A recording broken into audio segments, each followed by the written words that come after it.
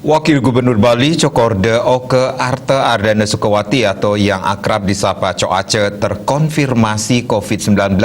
Kabar tersebut dibenarkan Sekretaris Satgas Penanganan COVID-19 Bali Made Rentin.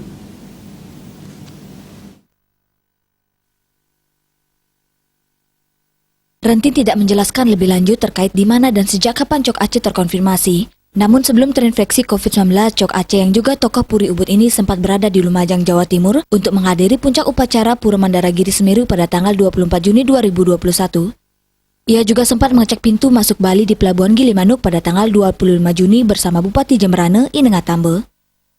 Bahkan dalam pelaksanaan feodalan di Pura Mandaragiri Semeru, Cok Aceh sempat menghimbau kepada masyarakat Bali yang akan bersembahyang untuk terus mengimplementasikan prokes 3M dengan disiplin.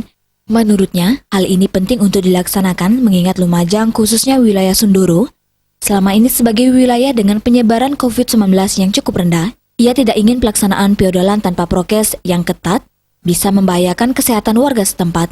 Ia juga meminta masyarakat Bali ngayat atau melaksanakan sembahyang dari rumah masing-masing terkait feodalan. Sebab belakangan ini di Bali, penanganan COVID-19 sudah mulai membaik. Bali Pos melaporkan.